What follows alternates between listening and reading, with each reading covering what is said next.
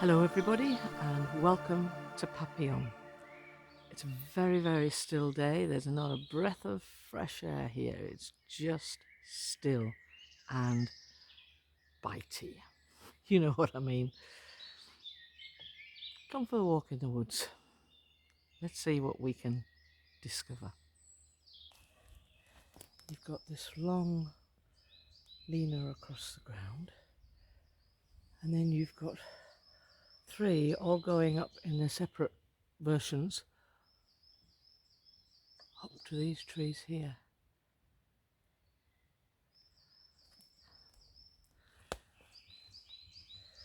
Not coincidental, my friends, not coincidental.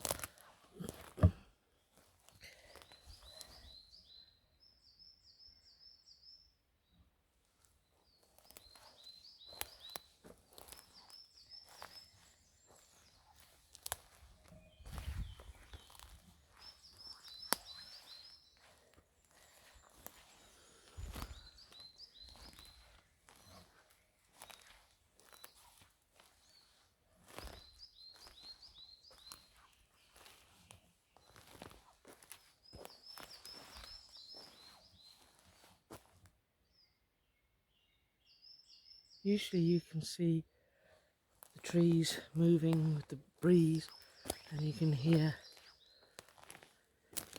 the air rushing through the top of the trees. It's absolutely silent.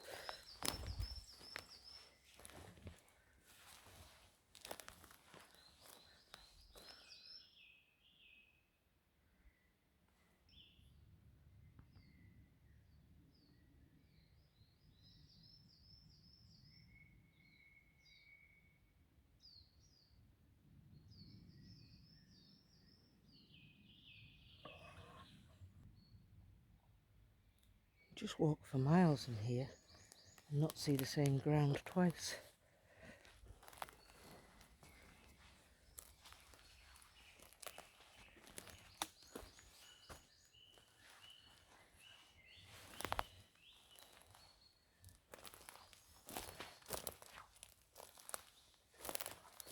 Oh, I'm right in the middle of something here. I must watch where I'm walking.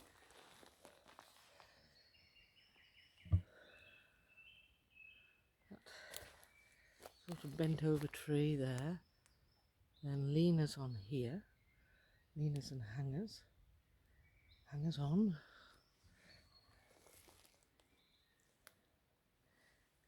I think this is quite amazing, this.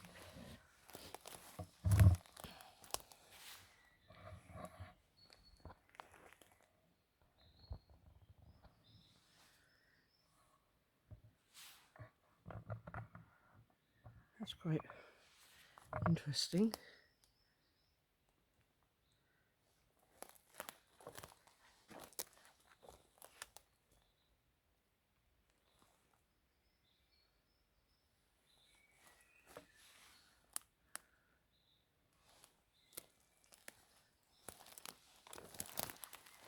Oh, oh, oh, oh. What is that? I nearly stood on it.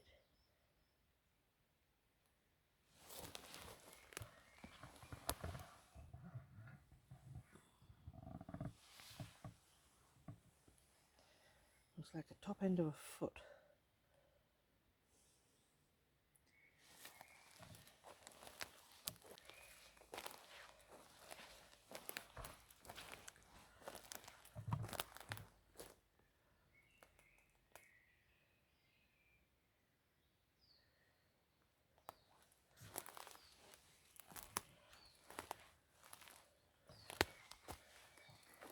And this is a busy little place. Very, very busy.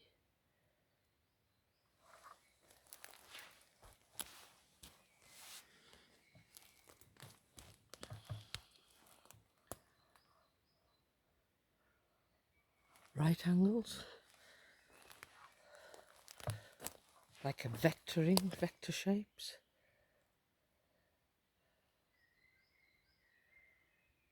That's quite busy, isn't it?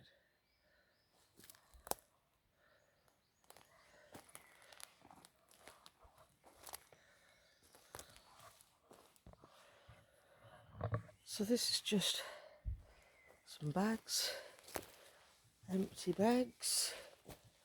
There's another one through there. Apple's gone. You can just see an orange bag. That's going to be interesting for me to try and retrieve, isn't it? Testing me out. See what my endurance is like. You can just see it through there. So there's another wrapper there.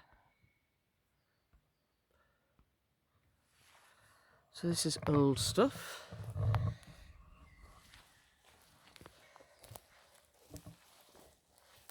And that totally empty as well. Is there anything else around here? Don't think so. All right. So seeing that little arrangement here, see this in front of me?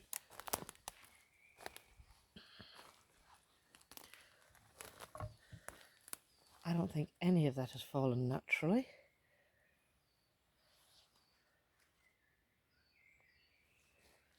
So I'm going to use that as a little gifting stump, if that's okay. And I get a yes. That'll be lovely. Okay.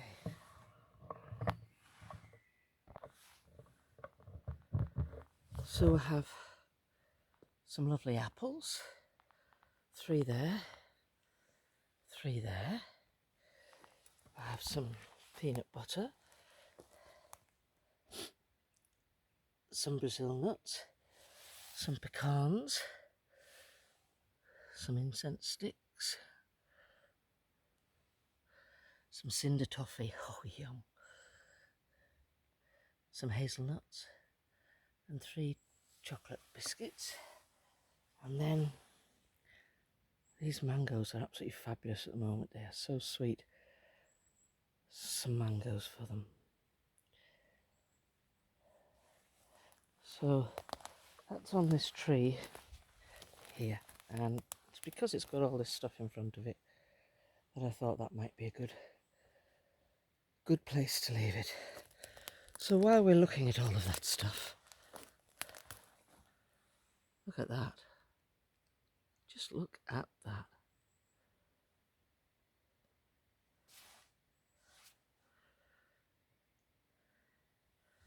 I think that is remarkable. It's very, very finely made. Put my hand up against it, you'll see how large it is. It's like a dragonfly, isn't it? See? Dragonfly's body. It's an upside down Y stick, actually, that is. And then an X. So these glyphs that we see, they don't have to be large. Some of them are quite delicate, quite fine, quite small.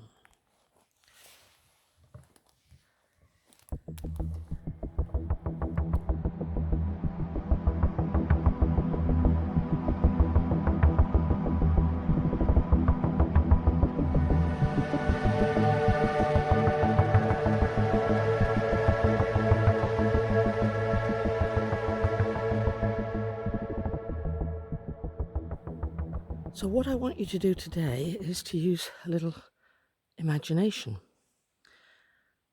Think about if you did not live on this planet, if you lived somewhere else, on a different planet, doesn't matter which planet, just a different planet. And you had gathered together a group of students who wanted to learn about planet Earth.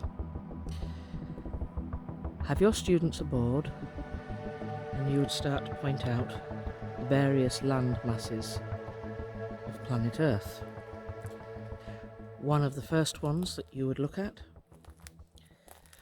would be America, North America, South America. That's one continent.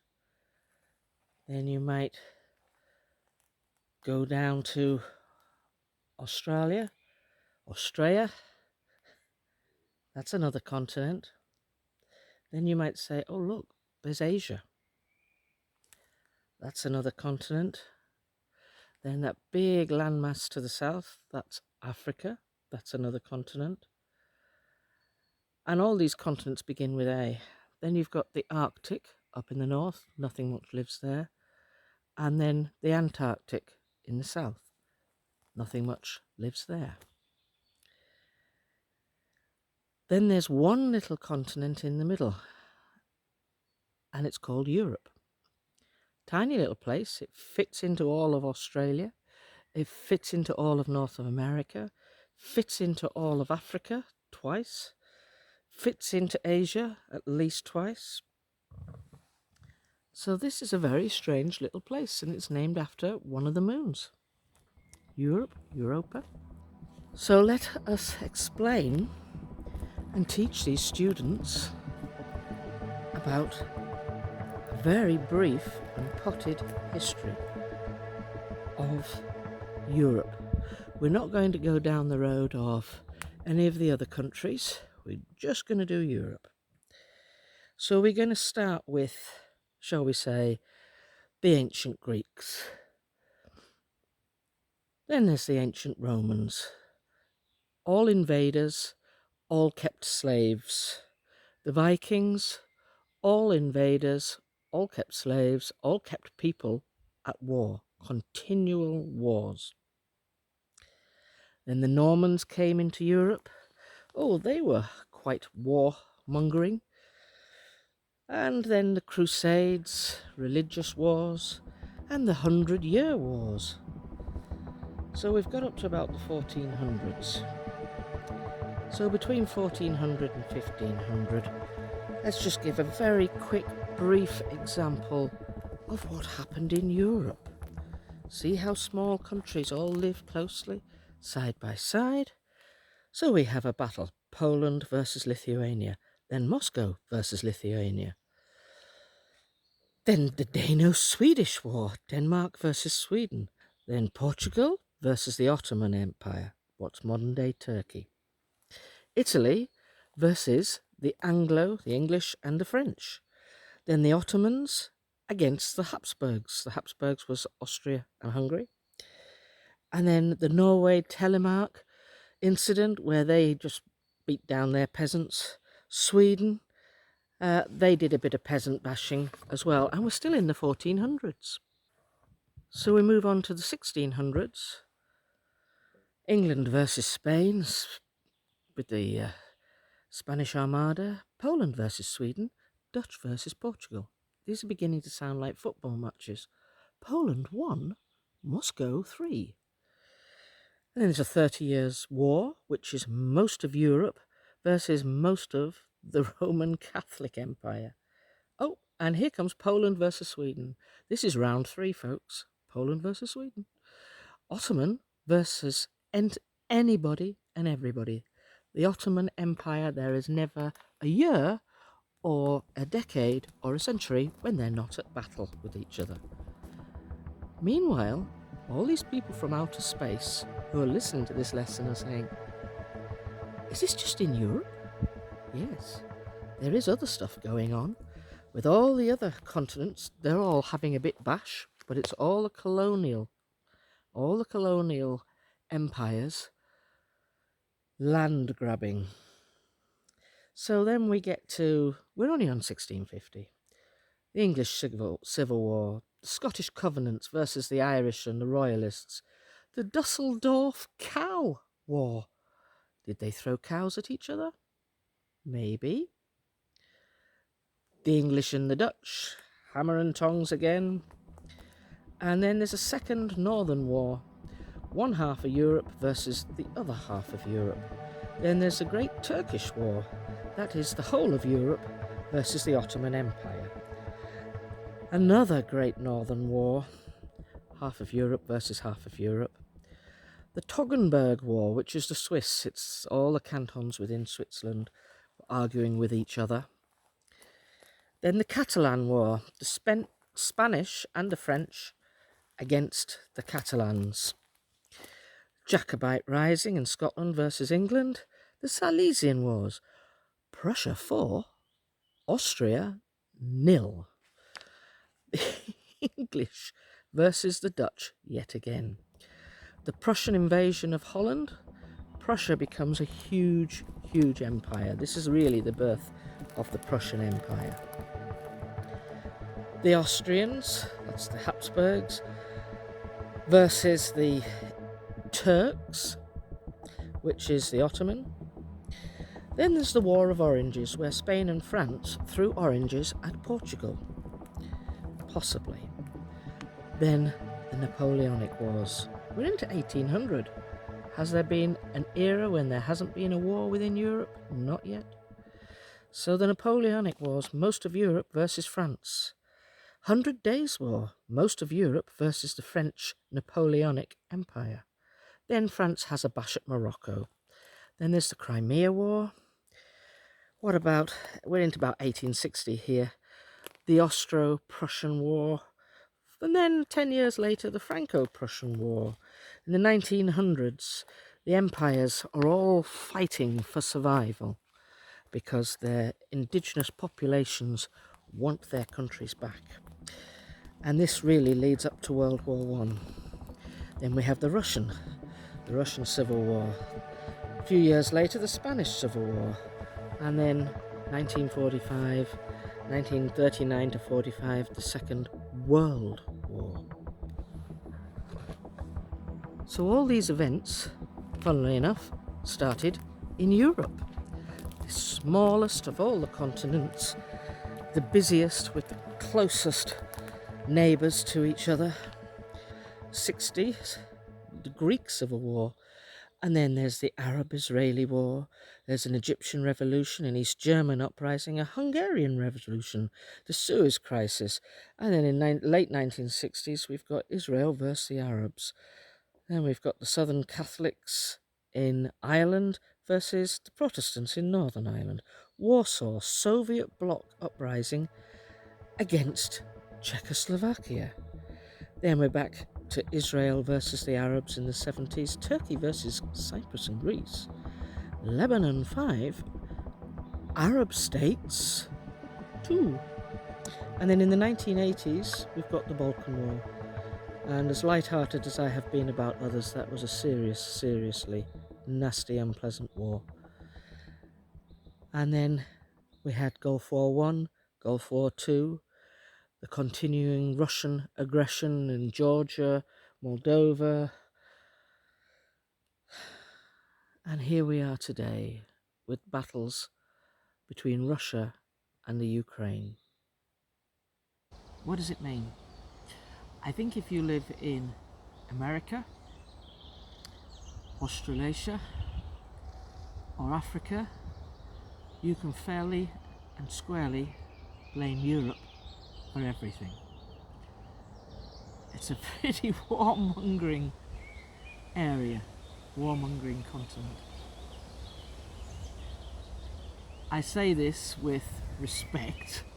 I know different times, different days, but there's never a year, never a century, never a decade, never a millennia where various colonial powers within Europe are at war with somebody or something. What has all this got to do with Sasquatch? My theory is what if they, the Xanue people, were on this planet long before human beings? What if they evolved long before we did? And their primary purpose was to create balance where there was disharmony and discord.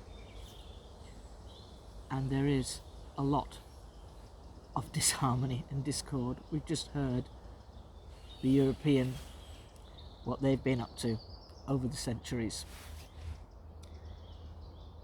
What if their primary purpose is to establish themselves and create balance within the ether, within the atmosphere, so that for you or I, we do live generally peaceful, normal lives. But over the centuries, our ancestors within Europe certainly did not. Where a knife could be drawn or a cannonball could be hurled, they were there.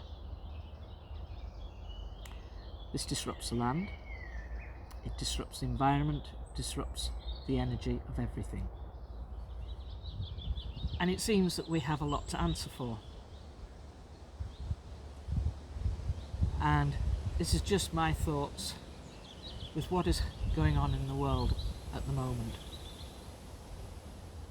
And I wonder if, over the generations, Europe is constantly pushing up against Asia.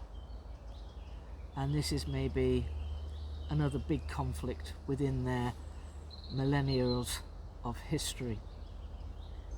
Europe, we've had the Vikings all over that area, we've had Romans, we've had ancient Greeks.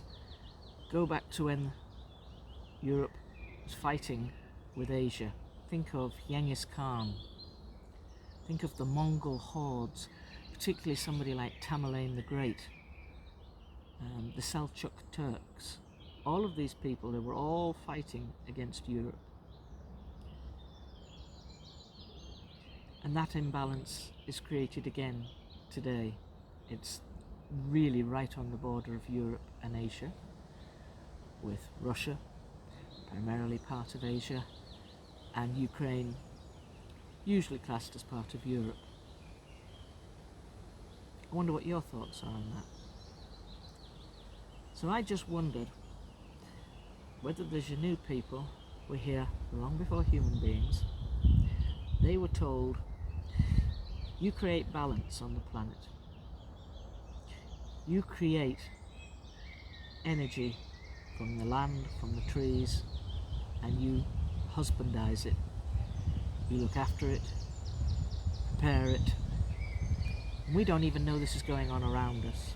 Then human beings come along, and they may well have been told, you Xanue people, Sasquatch, you're going to have a human race come along. They're going to try and destroy you. They're going to try and destroy this planet. And the whole purpose is to create balance. It's just a thought. And I wonder what you think on that. So is this planet the planet that was created? We assume it's for us. How arrogant, how arrogant. When everything else manages to live and survive perfectly well, we come along and destroy it. Self-destruct button. So we have to look after it. It's all about our higher self, being our higher self, being the best that we can be, because there's plenty of us around each other who are willing to have tower crashes. And I think that just about every other continent in the world has suffered because of the actions of the colonialists within Europe. And I include Britain in that, Portugal, Spain, France, Italy, Polish Empire as well, Habsburgs, the Austro-Hungarians, Ottoman, the Turks there, all these massive empires that went worldwide. The Dutch Empire as well, across the East Indies. They went worldwide, looking for land to conquer, for riches, for gold.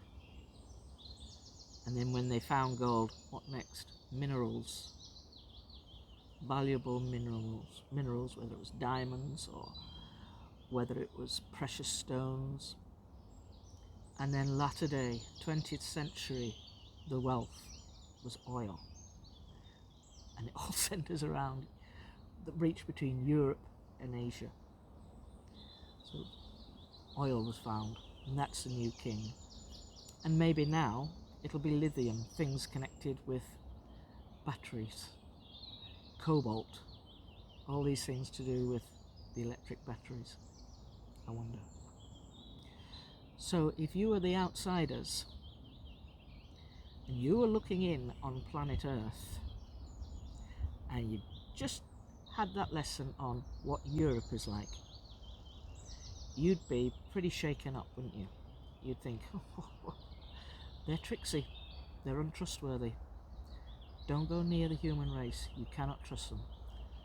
They're volatile, violent, aggressive, deceitful, greedy, avaricious. That's what it would look like on paper or in a lecture to outsiders. We're not doing very well, are we? Would you want to come here if you were from another planet? Would you want to stay here? You might be, if you're the outsiders, you might be thinking, don't fancy the job of those Xanue people. Don't know how they put up with the human race. It's a thought. That's all I was going to say today. A little brief history maybe shows us what the world is like, what it's all about, where we've come from, how far have we come down history, what has changed, what have we learnt. And I think the outsiders, I can almost hear them saying it, absolutely nothing. That was just my thoughts for this week. Universal stupidity. We've got that in bucket loads. Whole bunch of it. Time to chuck it in the water. Throw it out.